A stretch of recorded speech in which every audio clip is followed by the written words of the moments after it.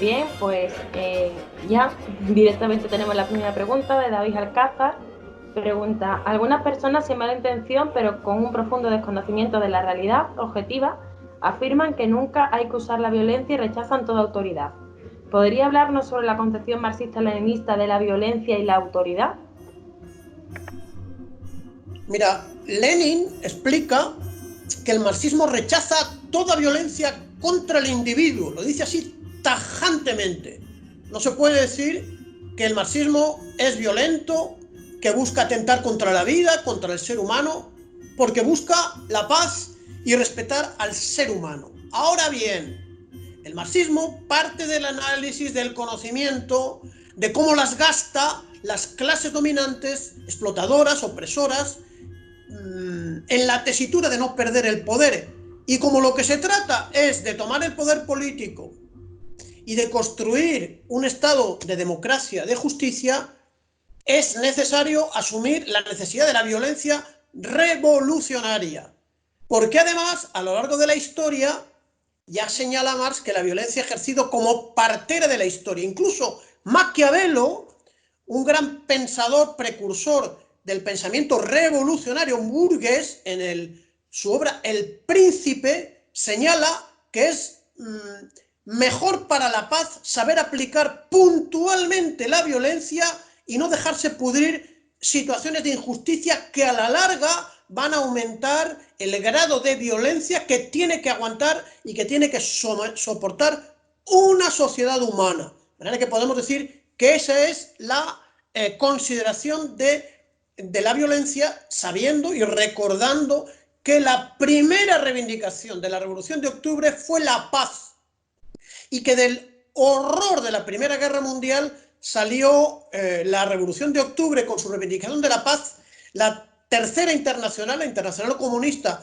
con la reivindicación de la paz, y los partidos comunistas con la reivindicación de la paz frente a la violencia generalizada, brutal y desmedida de los estados capitalistas imperialistas responsables de la Primera Guerra Mundial, de la Segunda Guerra Mundial, de las guerras coloniales, de haber lanzado las bombas atómicas y de estar poniendo siempre al mundo al borde de su destrucción mediante la guerra.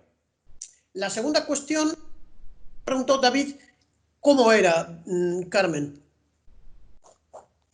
Sobre el autoritarismo, el concepto Bueno, de autoritarismo. sí. Engels está muy claro en rechazar los argumentos de los antiautoritarios y reivindicar una autoridad legítima en manos de la clase obrera, en manos del pueblo, en manos de los revolucionarios, para desde esa autoridad legítima hacer avanzar el programa revolucionario, hacer funcionar la maquinaria del Estado, conseguir los objetivos que se plantean en orden a instaurar un régimen de democracia y de justicia. Él niega, Engels, que la autoridad y el ejercicio de la autoridad no sean necesarios.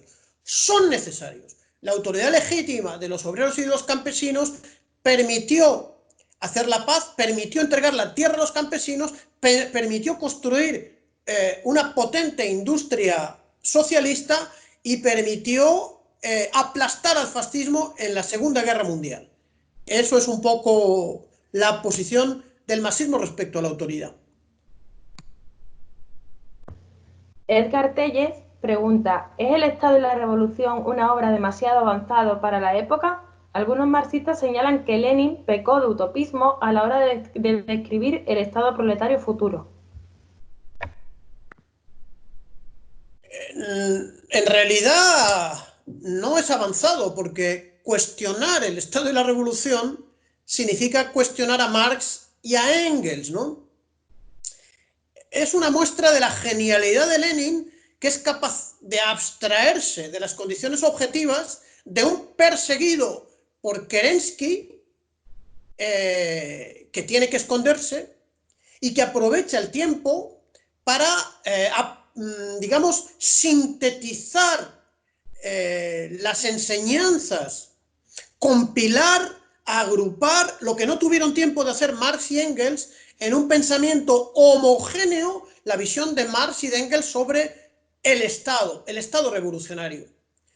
Es un aporte extraordinario porque hay países que afirman haber hecho una revolución sin haber destruido el aparato del Estado. Pero eso no es, vamos a decir, una impugnación a los avances de ese país que reivindica ser revolucionario, porque las condiciones materiales particulares pueden aconsejar que la destrucción del viejo Estado opresor no sea inmediata, sino que sea prolongada en el tiempo en función de las circunstancias. ¿A qué me refiero? A la revolución bolivariana. El comandante Chávez, inmediatamente o poco tiempo después, o a partir de un determinado momento inicial, habló de su proceso político como la revolución bolivariana, pero no había roto con el aparato del Estado, no había roto con la comandancia reaccionaria de la Fuerza Armada Nacional Venezolana, que estaba sometida al imperialismo norteamericano. Tanto es así que le dio un golpe de Estado que estuvo a punto de costarle la vida. Ahora bien, eso no es una impugnación contra el comandante Chávez. El comandante Chávez viene de un proceso electoral, legal, constitucional. Las masas le dan un amplio respaldo electoral que luego lo ratificaron en sucesivos comicios electorales y referéndums. No llegó Chávez al poder a través de una revolución armada ni una guerra civil, como pasó en Nicaragua, como pasó en Cuba, como pasó en Vietnam, como pasó en Yugoslavia, como pasó en Albania, como pasó en China, como pasó en Rusia, como pasó en Corea, como pasó en Laos, con un montón de muertos. Pero obteniendo la destrucción del aparato reaccionario y la construcción, por ejemplo, de unas nuevas fuerzas armadas. Ahora bien, Chávez saca la conclusión de que para estabilizar un proceso de cambios favorable al pueblo hay que hacer lo que dijo Lenin, lo que dijo Marx, lo que dijo Engels, destruir el viejo aparato del Estado. Y lo hizo a su ritmo. Por ejemplo, depuró a los militares traidores. Por ejemplo, desorganizó y desarticuló la policía metropolitana, que dirige un criminal, se llama Simonovic. Si lo buscáis ahora en YouTube, es un terrorista que está dando lecciones en YouTube. Simonovic, comisario Simonovic, responsable de la muerte de decenas de personas al frente de la policía metropolitana, golpe de Estado del 2002, y rescatado por Guaidó y por otros militares traidores en el golpe de Estado del 30 de abril del 2019. Pero no pudieron desarticular en su momento a la policía metropolitana y ha tenido que venir paulatinamente que este proceso electoral bolivariano se convierta en una revolución tal como la describe Marx, Engels, en una obra sintetizada por Lenin. Es decir, pasar del proceso a la revolución. Pero yo no lo digo siendo un juez. No lo digo estableciendo descalificaciones morales, ni políticas, ni ideológicas. Es lo que se podía hacer. Y los procesos políticos populares hacen lo que se puede hacer, porque no son utópicos, porque son algo que se mueve en el marco de lo posible, de lo recomendable, de lo real. Real tiene 3 letras, R-E-A-L, no utópico.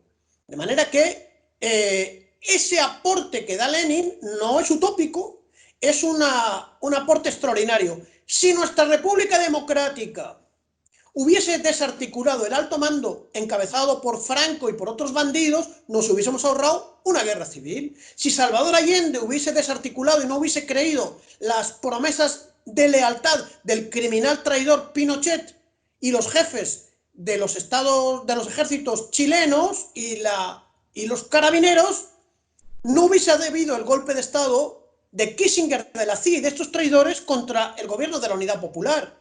Si hubiesen seguido lo que dijo Lenin, incluso García Linera, que presenta un libro sobre el Estado y la Revolución, no tomaron las medidas suficientes para poner en el poder a militares leales al proceso de cambios. Y son los militares traidores, sobornados por los norteamericanos, los que han dado un golpe de Estado criminal contra las masas pobres, quechuas, aymaras, mineras, campesinas, obreras del Estado multinacional de Bolivia. De manera que Lenin, en el Estado de la Revolución, es la guía, el norte, el horizonte que ilumina la necesidad de tomar determinadas determinaciones políticas y destruir la maquinaria construida por el imperialismo, por las clases reaccionarias, en contra de la justicia social, de la democracia, de los pueblos, de los trabajadores, de los más explotados. Eso es lo que puedo decirle al querido camarada Edgar, al que le mando un saludo muy cariñoso. Cristian pregunta: en la clase 4 el profesor comentaba como contradicción fundamental de nuestra época el imperialismo versus los pueblos del mundo. Bajo esta premisa, los comunistas tendrían que apoyar gobiernos antiimperialistas, aunque estos propiamente no sean socialistas o comunistas, sino reformistas burgueses.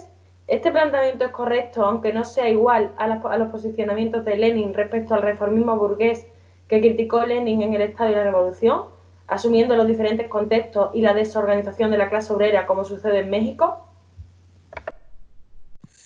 Yo le diría que no ha entendido bien a Lenin y no ha leído a Stalin, porque Lenin está criticando la desviación socialdemócrata, revisionista y reformista de los socialdemócratas de los países imperialistas: Alemania, Bélgica, Francia, Inglaterra. Esos traidores llegan a colaborar con sus burguesías imperialistas para lanzar guerras coloniales, para aplastar a los trabajadores. Entonces no hay ninguna contradicción entre lo que dice Lenin y lo que luego dice Stalin, que va diciendo también el mismo Lenin cuando se construye la tercera internacional. Hay que apoyar a los movimientos de liberación nacional de los pueblos oprimidos, aunque su dirección no sea ni republicana, es decir, puede ser monárquica, puede ser un sultanato, puede ser un emirato, y no sea socialista, puede ser conservadora, puede ser burguesa o puede ser feudal incluso. Y Stalin, en las cuestiones del leninismo, lo expliqué antes y lo vuelvo a explicar porque es un texto de la mayor actualidad, que además es totalmente coherente con la posición de Lenin. Stalin consideró revolucionario la lucha del rey de Afganistán, 1922, que rechazó al frente del Estado afgano la incursión colonial del Imperio Británico, que desde la India pretendía someter a Afganistán. Entonces, Stalin dice que es más revolucionaria la posición del rey de Afganistán, que la de los laboristas británicos, porque los laboristas británicos, traidores a la causa del socialismo y de la paz, apoyan la incursión colonial, imperialista del Imperio Británico, de su país, contra el pueblo de Afganistán y contra todos los pueblos sometidos a su dominio. Necesito que esto quede perfectamente claro, porque esto tiene una traslación actual completa. Es decir, no hay que exigir a Mel Zelaya que sea un socialista, el presidente electo de Honduras, porque Mel Zelaya es un propietario de tierras de Honduras. Honduras es una típica república bananera dominada por los norteamericanos para agredir al pueblo hondureño, a la revolución centroamericana, a la revolución popular sandinista, para explotar, para saquear a los pueblos con un ejército de traidores a Honduras. Cuando Mel Zelaya, repito, un conservador terrateniente hondureño, mete a Honduras en el alba, está convirtiéndose, según Stalin, en un revolucionario. que debe ser apoyado por los antiimperialistas. Aquel comunista que critique a Mel Zelaya y que no hubiese sido solidario con Mel Zelaya cuando fue derrocado por el imperialismo norteamericano y sus sicarios hondureños, se pone del lado del imperialismo, como se puso del lado del imperialismo los laboristas británicos denunciados por Stalin en Fundamentos del Leninismo, 1922. Y en Paraguay, eso pasó en 2009.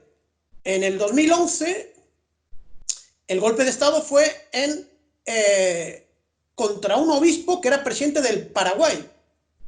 Ese presidente del Paraguay, de posiciones independientes, no era ningún socialista, no era ningún líder proletario, pero era el que asumió la contradicción de nuestra época, que es la lucha contra el imperialismo. De manera que no entender la contradicción, tratar de acusar a Maduro de ser socialdemócrata y no darle apoyo es ser un contrarrevolucionario. El 2011 leí una declaración del Partido Comunista de Grecia diciendo que el régimen baasista sirio, del partido Baas y del Frente Nacional Progresista, era un régimen burgués, e inmediatamente el Partido Comunista griego no movió un dedo para solidarizarse activamente con la República Árabe de Siria, que lleva 10 años atacada por el terrorismo, el sionismo y el imperialismo. El Partido Comunista de Grecia ha retrocedido ideológicamente, fue solidario con Milosevic. Hace 20 años Milosevic había abandonado la Liga de los Comunistas de Yugoslavia, se reivindicaba del socialismo, pero fue apoyado por el Partido Comunista de Grecia, país fronterizo con Serbia y con Yugoslavia, atacado por la OTAN. El Partido Comunista de Grecia actuó correctamente en 1999, actuó de manera contrarrevolucionaria a partir del 2011, cuando le niega toda solidaridad a la República Árabe Siria, que es un puntal de la lucha antiimperialista. Más, la revolución islámica de Irán ha sido dirigida por el clero shia o chiita, un clero conservador que ha construido una nueva ideología de poder y que lamentablemente tengo que decir que fusiló a comunistas incluso leales a la revolución islámica iraní. Pero la dirección clerical de la revolución islámica de Irán cumple una función revolucionaria, según lo dijo Stalin, y debe ser sistemáticamente apoyada porque asume una posición de vanguardia en la lucha contra el imperialismo, como la asume la República Popular de China y la República de Cuba y la República Popular y Democrática de Corea también.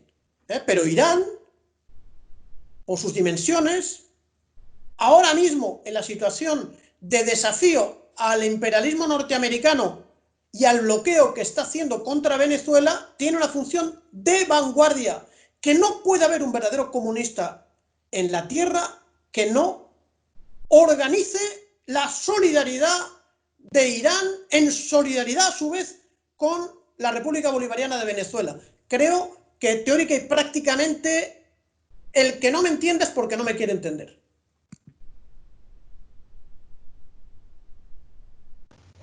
Miguel Ramírez pregunta: la paz no es la ausencia de guerra, sino la desaparición de la injusticia, que es la base de toda violencia y toda opresión. Profesor, ¿crees que estamos ahora mismo en la antesala de una guerra económica por parte de la patronal española, aprovechando la situación de pandemia? Supongo que sí, supongo que es una situación de guerra continua. Yo no soy un especialista en España, ¿saben? Soy un especialista en los pueblos del mundo. Pero supongo que sí. David Jefe pregunta: hay quien plantea que el Estado no es solo una herramienta de dominación de clases, sino también un campo de batalla donde caben intereses de otras clases. ¿Qué ves importante señalar de este debate? Bueno, pues que siempre hay que hacer análisis concreto de cada situación concreta. Puede haber estados dominados completamente por la oligarquía, estados en los que se ha abierto algunas posibilidades de acción, estados imperialistas, estados sometidos al imperialismo, hay todo tipo de realidades. El estado profundo, es decir, Lenin hace unas definiciones que tienen un interés general, pero luego no nos podemos limitar a repetirlo, tenemos que asimilar lo que se dice y luego pasar a un análisis politológico de la situación concreta, de la correlación de fuerzas, de los intereses que están detrás, en la cúpula estatal, en las partes intermedias y en la base del aparato estatal, entendiendo además que el imperialismo ha construido estructuras estatales que superan la soberanía inicial de los estados. La Unión Europea, la OTAN, son estructuras controladas por los norteamericanos en general y por Alemania, que deterioran también la soberanía estatal de niveles inferiores. Eso es un poco lo que se puede decir, ¿no? Pero hace falta, la politología es una subciencia de ciencias sociales que debiera de estar para analizar algo tan complejo y tan opaco en todas las circunstancias como es el Estado, ¿no? Yo no creo que hay muchos estados, porque muchos estudios concretos, empíricos y particulares, porque el Estado busca, como dice Lenin, engañar al pueblo. Él dice, el parlamentarismo busca engañar sobre el Estado de las verdaderas contradicciones que laten dentro del Estado. Alberto Gómez pregunta: Lenin en el Estado y la Revolución hace un balance de la Comuna de París y de las primeras etapas de la Revolución Rusa, previas a octubre. A mi modo de ver, y creo que en eso estamos de acuerdo todos, la posterior experiencia, tanto en Rusia como en el resto de revoluciones socialistas y populares, confirmó las tesis de Lenin. Ahora bien, la realidad material, la práctica, siempre es mucho más rica que cualquier temporización, por muy brillante que ésta sea, como es el caso. ¿En qué aspecto la experiencia histórica del proletariado, la construcción de los distintos procesos socialistas en las democracias populares europeas, en China, Cuba, Vietnam, se ha enriquecido y o matizado las geniales previsiones del camarada Lenin? Qué pesada estoy, perdón. Sí, muy enjundiosa pregunta del camarada Alberto, que agradezco. A Lenin no le dio tiempo para desarrollar el análisis de la revolución derrotada de 1905, y luego sobre la Comuna de París él analiza la valoración que hace en su época Marx y Engels, ¿no?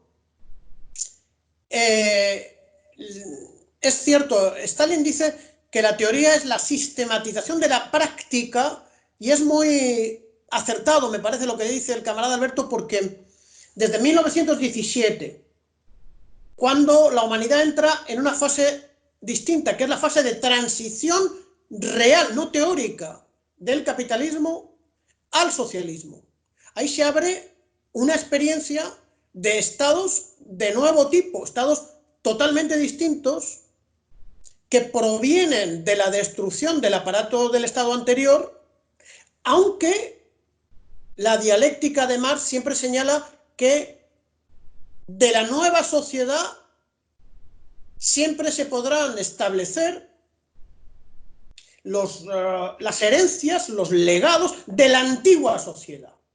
Es decir, en ningún caso en la vida social de los pueblos se produce un corte tan radical que después de un suceso revolucionario emerja una realidad social, un pueblo, una clase trabajadora, una intelectualidad, un campesinado completamente nuevo, completamente depurado, libre de las taras de la fase anterior, o también libre de los elementos positivos de la cultura acumulada, de las virtudes, de los elementos culturales acumulados durante milenios.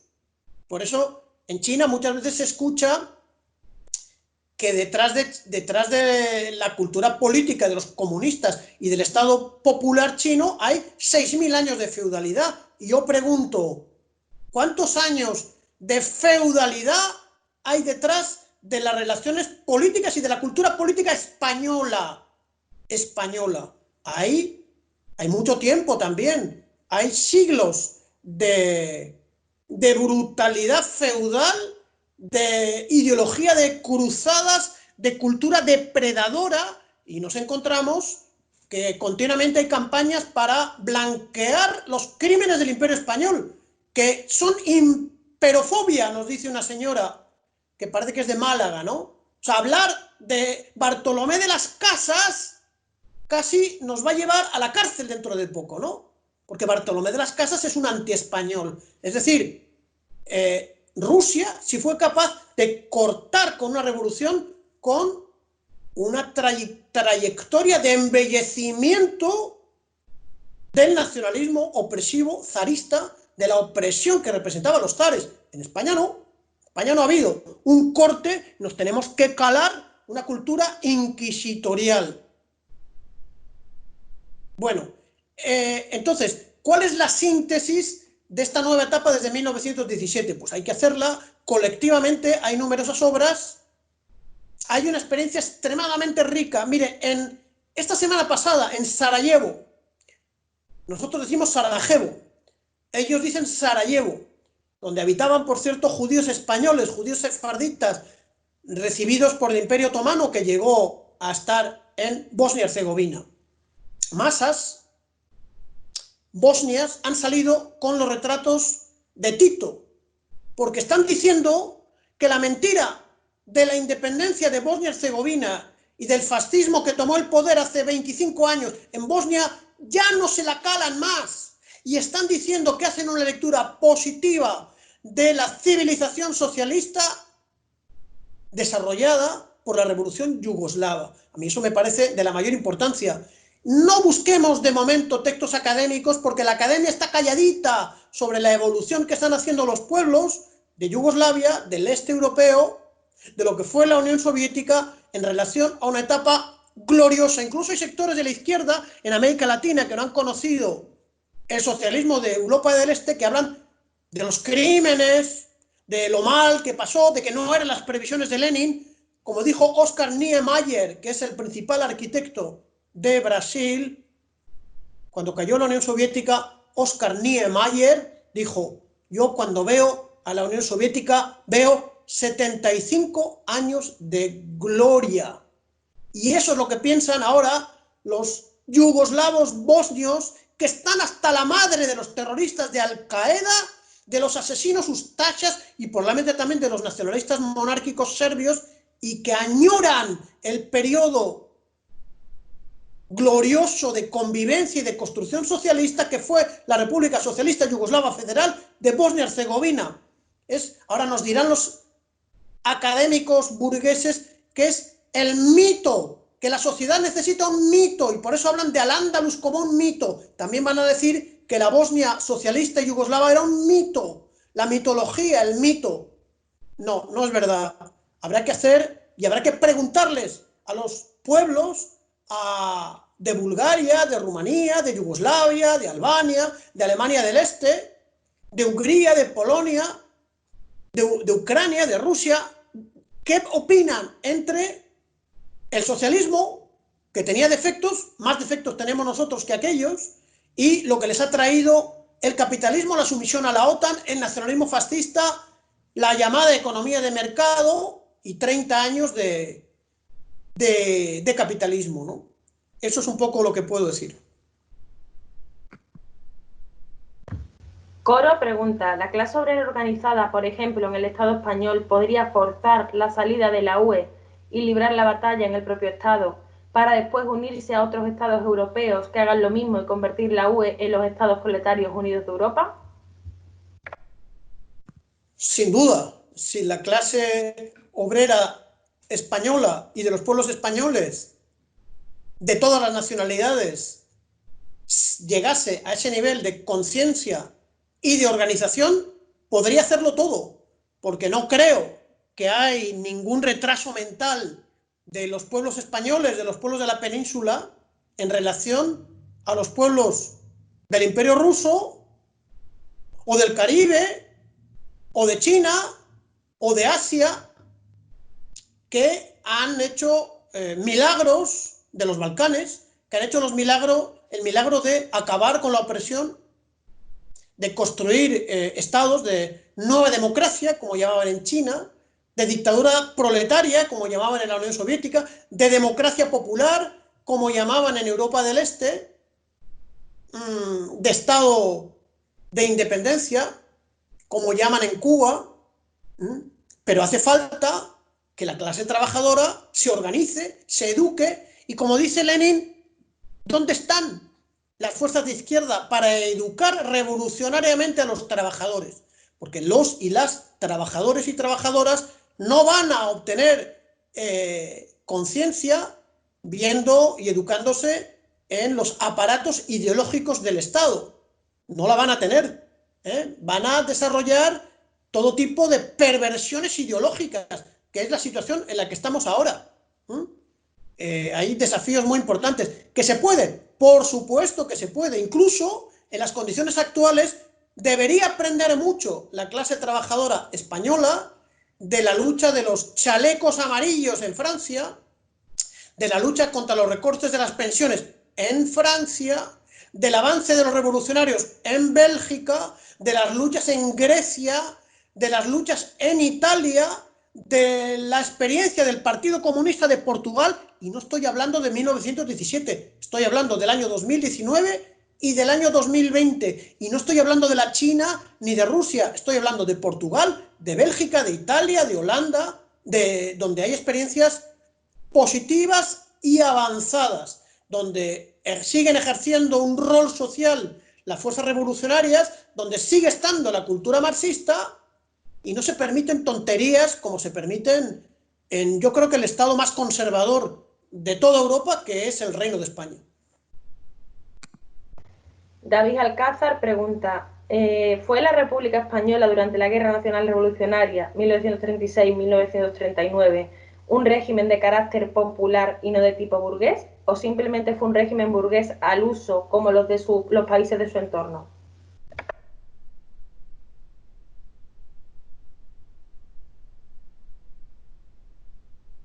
El micrófono.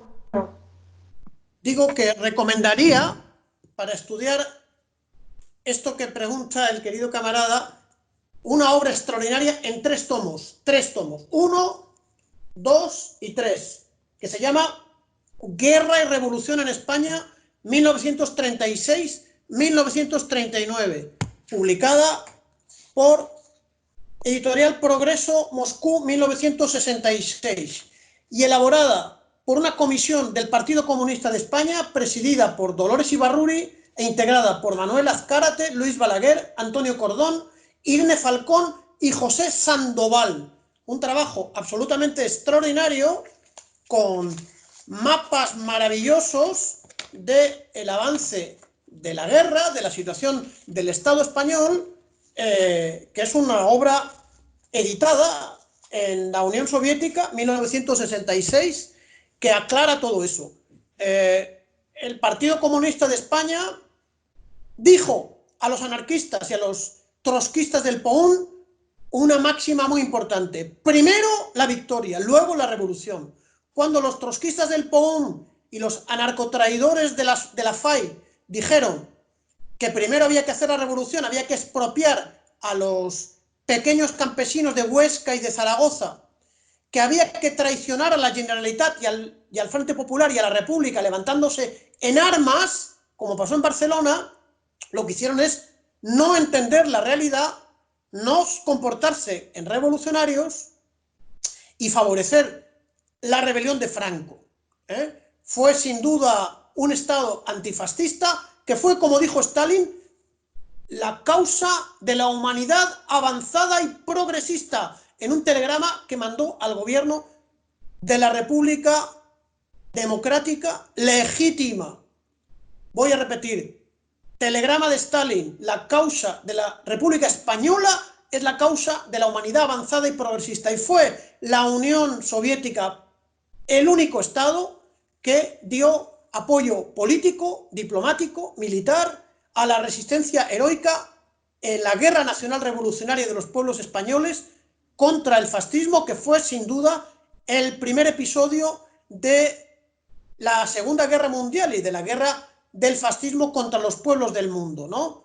una epopeya extraordinaria que lamentablemente no culminó con la victoria de la democracia, pero que fue el primer laboratorio, el primer ensayo que luego permitió a los pueblos y a sus vanguardias triunfar sobre el fascismo en 1944 y en 1945. Lamentablemente a nosotros nos tocó la derrota y fue uno de los pocos países fascistas que sobrevivió 40 años, nada menos, 40 años.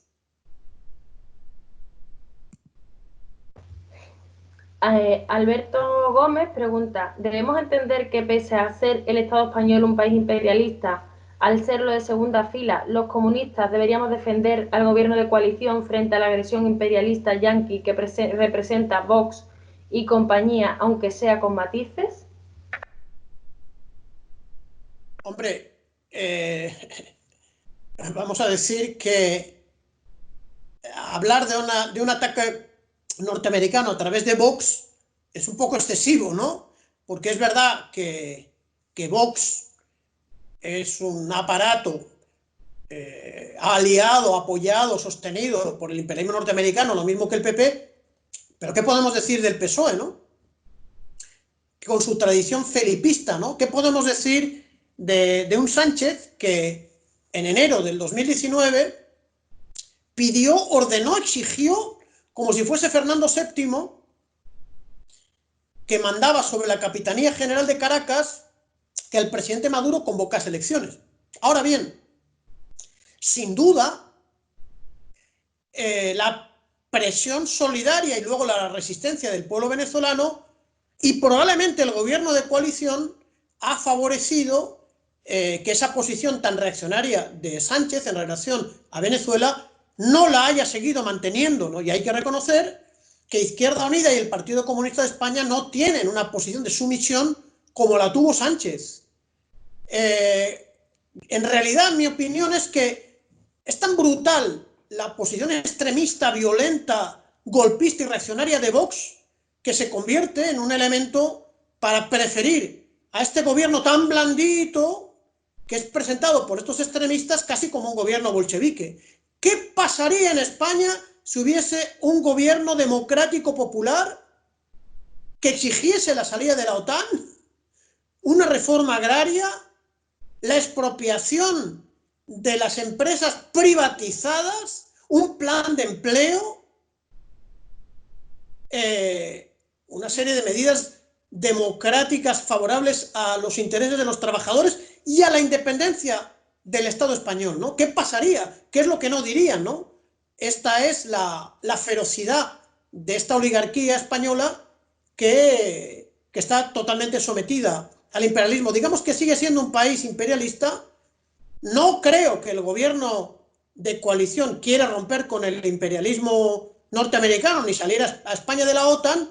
El movimiento popular, el movimiento por la paz, la clase trabajadora, tiene que exigirlo, tiene que exigirlo.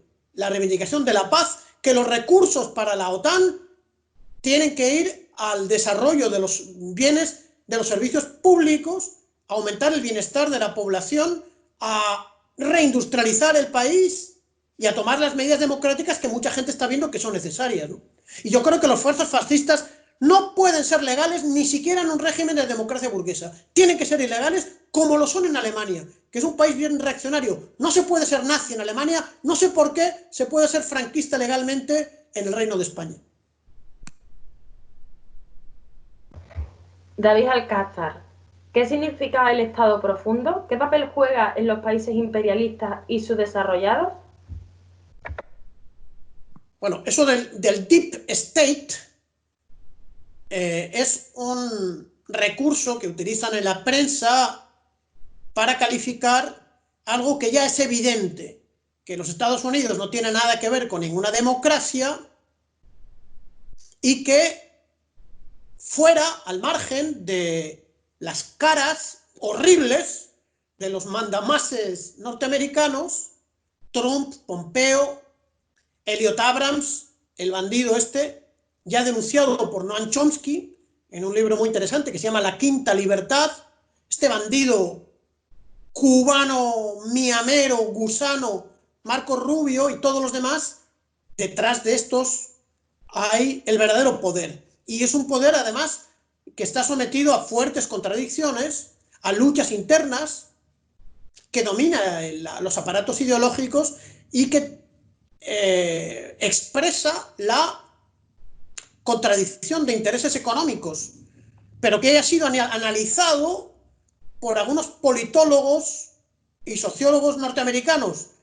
Uno de ellos, Rich Mills, tiene un libro muy interesante ya de los años 60 que se llama The Power Elite, la élite del poder. James Petras también lo ha analizado. Por supuesto, la politología debiera suministrar a la opinión pública suficientes materiales científicos para entender si estaríamos en regímenes democráticos reales, cómo funciona el poder. Pero aquí el poder funciona engañando a la población, hablando de que hay democracias en los países imperialistas y particularmente en el país que manda, que sigue mandando, que son los Estados Unidos de Norteamérica, ¿no?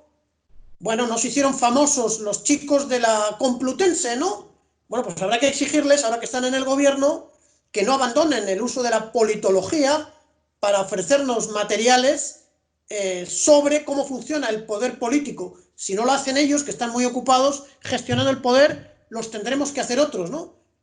Nuevos politólogos y científicos sociales que estudien de manera concreta cómo funciona el poder de los estados capital o imperialistas de la metrópoli. Estados Unidos, Canadá, España, Francia, con Macron, etcétera, etcétera, ¿no? Son estudios empíricos que es necesario hacer. Hay que ver luego quién los financia, cómo se publica y de qué viven los politólogos, porque no hay ni empresas ni universidades dispuestos a contratar politólogos que estén haciendo esa tarea, y lo sé por experiencia.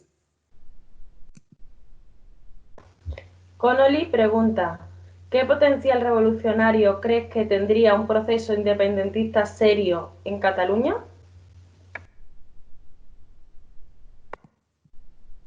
Bueno, el proceso independentista en Cataluña creo que no va muy para adelante, ¿no?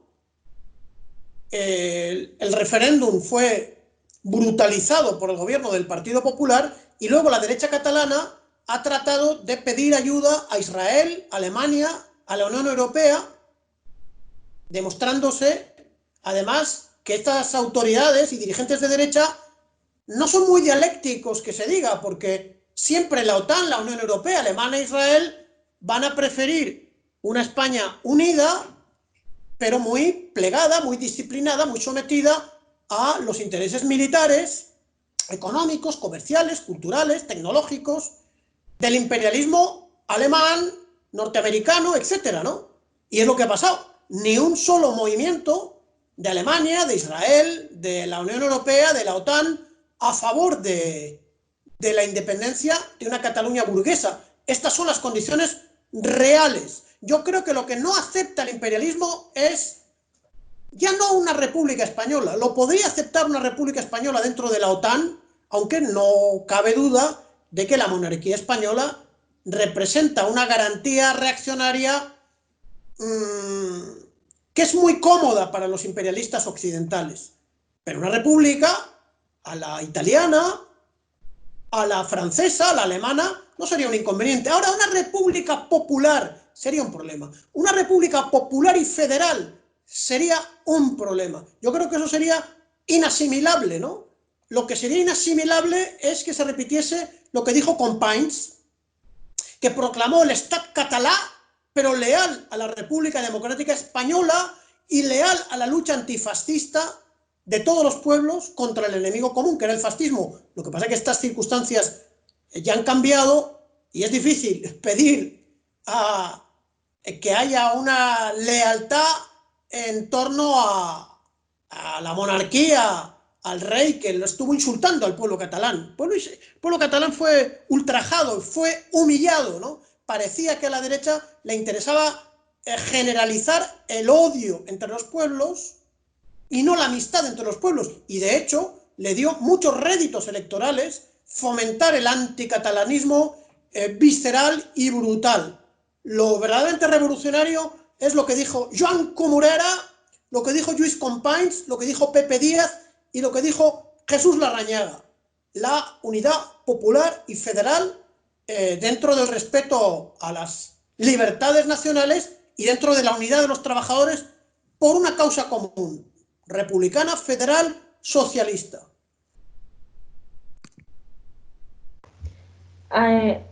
Alberto Gómez pregunta: el trabajo de Althusser sobre los aparatos ideológicos de Estado fue muy útil en mi juventud, junto al Estado y la Revolución. Recuerdo que ambos libros no solo los leí, sino que los trabajé, resumí y apunté. ¿Recomendaría su lectura? ¿Cree que es un buen complemento al Estado y la Revolución? Yo creo que, mira, tanto Gramsci como Luis Althusser, entre algunos izquierdistas, tiene mala fama, Néstor Cohen y compañía. Parece que Luis Althusser niega la dialéctica, pero Luis Althusser tiene unos aportes muy importantes, como lo tiene la producción teórico-práctica del Partido Comunista francés en su edad de oro, como le llaman, ¿no? Hasta la llegada de la destrucción interna del Partido Comunista francés, que fue por etapas. Primero negaron la dictadura del proletariado, año 1979, luego negaron el marxismo-leninismo, luego negaron el comunismo, quitaron la hoz y el martillo y se acabó el Partido Comunista de Francia. Ahora pareciera que hay un nuevo secretario general mejor, pero sigue Pierre Laurent, el canalla que ha destruido por dentro, que controla las relaciones internacionales. ¿Por qué digo eso en relación a Althusser? Porque Althusser era un militante, era un filósofo universitario y un militante orgánico del Partido Comunista de Francia, que desarrolló el estudio de la superestructura del gran capital francés en torno a ese descubrimiento o esa investigación de los aparatos ideológicos del Estado, que me parece que hay que estudiar. He recomendado en la bibliografía la obra de Etienne Balibar, de un alumno, un compañero universitario de Althusser, que se llama Sobre la dictadura del proletariado. No de todos los discípulos de Althusser, porque a mí me tocó, para dirigir mi DEA es un diploma de posgrado que se llama Diplôme d'études approfondies, diploma de estudios avanzados, que se llama, no sé si se ha muerto, Roger Stablet, terminado en T, que de ser un discípulo marxista de Althusser, se convirtió en un fascista cuando llegué yo, en un reaccionario enloquecido que estaba buscando acosar a profesores comunistas como la profesora Danielle Bleitrach, acusándole de los, entre comillas, crímenes del comunismo. Ese es un althusseriano que degeneró, Stablet. Y qué desgracia fue para mí tenerlo como director de posgrado. Me hubiese gustado tenerlo Althusser, pero hubiese necesitado nacer como 40 años antes o 20 de lo que nací, y uno no elige el momento en el que nace. Pero yo creo que hay que estudiar lo bueno de Althusser y lo bueno que tienen las obras teórico-prácticas de los grandes profesores e investigadores del Partido Comunista francés y del buen marxismo francés. Jordi pregunta: acostumbro a leer a menudo a Santiago Armesilla. A veces me parece un marxista brillante, a veces un náfol. Me gustaría saber si él lo considera oportuno. La opinión del profesor. Yo creo que es considerar marxista a ese señor, yo creo que es una derivación de la escuela de Gustavo Bueno, que es un falangista que parece que se acerca al marxismo cuando estaba de moda en los años 70 ser marxista, pero es un marxista falso, ¿no? Él, para alejarse del marxismo, del materialismo histórico, se inventa el materialismo filosófico, y Gustavo Bueno es una matriz ideológica de Vox, y su hijo dirige la fundación ideológica de Vox, llamando ideología al engendro ideológico propagandístico de carpetobetónico, yo no sé cómo llamar, delirante, no solamente enemigo del socialismo, sino enemigo de la Ilustración, de la Revolución Burguesa, del constitucionalismo, de la Constitución de Cádiz, de los revolucionarios liberales, que es esta ideología brutal y delirante de Vox, ¿no? Pero ahí está vinculado Gustavo Bueno y está vinculado este señor, que no quiero ni mencionar su nombre. Me va a disculpar el camarada Jordi. He hecho también la pregunta porque el otro día también preguntaron al respecto, no sé si fue Jordi también, entonces creo que si es un personaje conocido del que se está hablando, pues era importante a lo mejor aclarar un poco. Eulalia pregunta, tal vez estén en las organizaciones, bueno, no sé cuál es la introducción a esto, pero tal vez estén en las organizaciones de barrio el puntal donde trabajar. Pienso que Lenin lo apuntaba, organizaciones que desde lo lúdico, pasando por la cultura, está el germen. Y continúa Eulalia. Por otro lado, muchos fuimos, somos CDR. Ahí se unieron muchas ganas no canalizadas. No cabe duda que fue una demostración de convocatoria bárbara. Me consta participación de comunistas de Cataluña. Pienso que hay que trabajar en la concienciación y hay que encontrar el camino. Una aportación muy interesante de la camarada Eulalia. Yo creo que Lenin sobre las experiencias lúdicas del pueblo ruso no se refirió mucho, porque el pueblo ruso no tuvo muchas oportunidades lúdicas, lamentablemente, ¿no? En 1905 la contrarrevolución mata a miles de personas en Petrogrado, hay un hambre que jode, como dicen en Venezuela, hay unas condiciones serviles, el campesinado, que es el 80% de la población, pasa un hambre, la condición de la mujer es horrorosa, no es muy lúdico aquello. Ahora bien, si la sociedad avanza y se puede aprovechar para la conciencia el teatro, las artes, la cultura, el asociacionismo, la actividad barrial, todo lo que haya de lúdico, mucho mejor, mucho mejor, mucho mejor. Y sin duda, un movimiento de masas, popular, afianzado en los barrios, ahí se va a generar una dinámica social interesante, positiva, de la que los revolucionarios tendrán que traducirla en lecciones, y sin duda hay que ocupar la calle, no hay que dejar la calle ni a los fascismos ni al gran capital, ¿no? De manera que sí, que todas las experiencias populares, masivas, con un contenido progresista, yo creo que son muy interesantes, serán contradictorias porque estamos en un momento complejo, en el que esperemos que se vayan decantando posiciones clasistas armadas del materialismo dialéctico, capaces de acumular fuerzas, de crear organizaciones. Y fíjate que en Cataluña ya ha habido experiencias muy positivas, muy avanzadas, mucha lucha, no solamente hace 80 años, que la clase obrera catalana derrotó al fascismo, de resistencia, de movimiento obrero, de conciencia de clase, unida a los derechos catalanes, de integración de los trabajadores de distintos orígenes culturales, como hizo Stalin en el Soviet de Bakú, donde había obreros persas,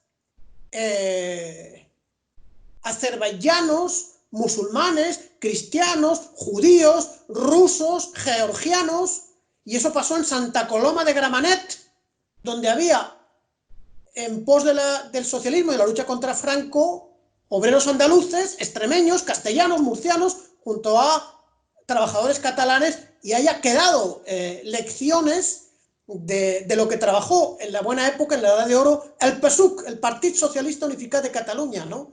Todo lo que han hecho los comunistas catalanes, digo los comunistas, no los oportunistas, son avances de la historia, que en algún momento ese germen se cosechará en victorias, no tengo la menor duda. Pregunta Alberto Gómez. Una buena muestra de lo que es el Estado profundo podrían ser las etapas del terrorismo de Estado que empezó antes del GAL, aunque luego se perfeccionó con el PSOE, toda la trama corrupta del comisario Villarejo, complots como los del 23F o el asalto al Banco de España, todos los escándalos de las cloacas del Estado, que son solo la punta del iceberg. En su momento hubo trabajos de investigaciones muy interesantes de Pepe Rey, pero no conozco trabajos similares hoy en día. Yo estoy de acuerdo, eso yo creo que es un ejemplo, y eso me hace pensar también cómo la OTAN creó una estructura clandestina terrorista que se llamaba la Red Gladio, ¿no? Yo creo que hay algunas investigaciones en la Red Voltaire, hay algunos libros sobre cómo la OTAN estableció redes criminales terroristas con depósitos de armas de las que se proveyó, se suministró en los años de plomo en Italia, armándose grupos de terrorismo fascista que realizaron grandes atentados. Creo que uno de ellos, si no recuerdo mal, fue la estación ferroviaria de Florencia, ¿no? Reclutando a terroristas que provenían de varias experiencias. Por ejemplo, un estado profundo fue la OAS, ¿no? Que fue una organización terrorista creada por la extrema derecha francesa y los militares golpistas contra De Gaulle para impedir el triunfo de la Revolución Nacional Argelina, dar un golpe contra De Gaulle, establecer una dictadura en Francia, y de esas redes terroristas se suministraron la red Gladio, que también tuvo una expresión en Turquía, ¿no? Los lobos grises, participantes en el atentado contra Juan Pablo II, del que salvó la vida, formaba parte de esa red Gladio, los lobos grises, vinculados, por cierto, al régimen de Erdogan. O sea que hay varias experiencias bastante bien investigadas. Incluso te diré que hay algunos periodistas del mundo que habían investigado el tema del GAL, la X del GAL. Me acuerdo de un libro grueso que publicó a un periodista de mainstream, como se dice, ¿no? Que investigó el caso del GAL. Sí que ha habido investigaciones que ponen a la luz esos casos de estado profundo, ¿no? Que son los que él ha dicho, los que modestamente se me ocurren a mí ahora, ¿no?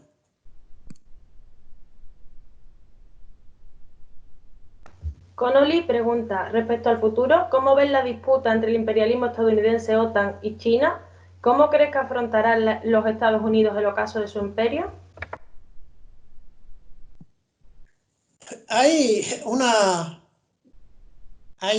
una charla que repite el gran politólogo argentino Atilio Borón, citando a una revista norteamericana que se llama Foreign Policy, que establece varios escenarios, ¿no? Como les gusta a los politólogos norteamericanos, ¿no? Desde luego, está enfrentando la decadencia de su hegemonía mundial, yo creo que en medio del caos y del desbarajuste, ¿no? Hay un caos dentro de la Casa Blanca, dentro del poder político, en torno al manejo del coronavirus. Estados Unidos es el epicentro de la pandemia. Vamos por 2 millones de infectados, parece que son 200.000 los muertos, y estamos lejos en los Estados Unidos de llegar al pico de la pandemia. Eso está produciendo un terror y un pavor, una desorganización dentro de la cúpula del Poder Ejecutivo, un enfrentamiento entre el Poder Ejecutivo y los estados federales norteamericanos, una gran crisis económica, una gran crisis social, un problema que afecta a las Fuerzas Armadas norteamericanas, pero están saliendo mediante la agresividad más desaforada, de manera que el mundo puede encontrarse a las vísperas de un enfrentamiento militar con Irán, que ha enviado de manera heroica una flota de barcos para ayudar a la revolución bolivariana. ¿Qué va a hacer el Comando Sur norteamericano? Va a hundir los barcos iraníes, de manera que eso llevaría a que Irán hundiese y tomase cientos de barcos norteamericanos que están en el Golfo Pérsico, y ya llevamos mucho tiempo en el que la irresponsabilidad del imperialismo norteamericano pone al mundo al borde de una guerra nuclear contra Rusia, contra China, contra Irán. Lo hizo asesinando al general Soleimani, la sabiduría iraní le hizo destruir una base norteamericana en Irak sin matar a soldados norteamericanos, aparentemente, manejando con sabiduría la respuesta. Hoy, los iraníes le han dicho a los imperialistas: no se os ocurra agredir a nuestros barcos, porque con Irán se sabe que es un país, una revolución nacional y democrática, no una revolución socialista, pero una revolución de liberación nacional, que el año pasado, cuando los imperialistas británicos detuvieron un barco lleno de petróleo iraní hacia Siria, detenido en Gibraltar, la colonia inglesa de España, de la que Vox no pide la expulsión de los británicos, qué casualidad, esos británicos capturaron el barco. ¿Qué hicieron los iraníes? Capturar 2 barcos, no uno sino 2 barcos petroleros, de manera que Irán no se va a quedar callado ni pasivo ante cualquier agresión contra los barcos petroleros. El primero de ellos va a llegar a aguas venezolanas y a puerto venezolano mañana, viernes 22. ¿Qué va a hacer el imperialismo norteamericano? ¿Va a desencadenar otra guerra total? O sea, la locura norteamericana siempre pone al mundo al borde de una guerra generalizada. Es una lástima que las fuerzas de izquierda españolas parece que no entienden y no quieren saber cómo está funcionando el mundo y cómo está cayendo en picado la hegemonía norteamericana. Italia, con su gobierno burgués, ha sido mucho más solícito a la relación con China y con Cuba que la España del gobierno de izquierdas, ¿no? Yo creo que ya toca crear un fuerte movimiento antiimperialista y un movimiento por la paz que plantee en la opinión pública española este tipo de situaciones, porque si no, vamos a ser un hazmerreír mundial sin enterarnos de los cambios geopolíticos trascendentales que se están produciendo ahorita mismo, como se dice en Venezuela. Bueno, ya son las 9, que hemos estado muy a gusto y se nos ha pasado un poco volando. Quedaba solamente una pregunta, porque después había algunos comentarios, como siempre en el debate que se genera en el chat, que invito a que lo leáis, pero había una pregunta del compañero David que preguntaba sobre el Estado hoy en China. Es un tema muy complejo y ya no hemos pasado de tiempo. De todas formas, como sabemos que China es un tema que interesa, ya lo trabajaremos, prometemos trabajarlo de una forma más precisa y sobre todo de una forma detallada, donde se pueda explicar en un país como China, que es una cosa que nos pilla con bastante lejanía y muchas veces con bastante ignorancia. Bueno, pues muchas gracias, profesor, y muchísimas gracias a todos por haber estado aquí con nosotros una vez más. Gracias, un saludo muy grande. Mi agradecimiento a ti, Carmen, a Volver a Marx, a todos los que han estado. A mí China me pilla muy cerca, dediqué un año de mi vida y bastante esfuerzo de investigación, o sea que yo me siento muy cómodo hablando de China, aunque es tan complejo que no tengo tiempo ni vida para dedicarme a estudiar. Ya vendrán nuevos politólogos que asuman la tarea de estudiar a China y a su Estado. Es muy importante para el futuro del socialismo en el mundo. Gracias, un abrazo muy grande. El lunes nos vemos.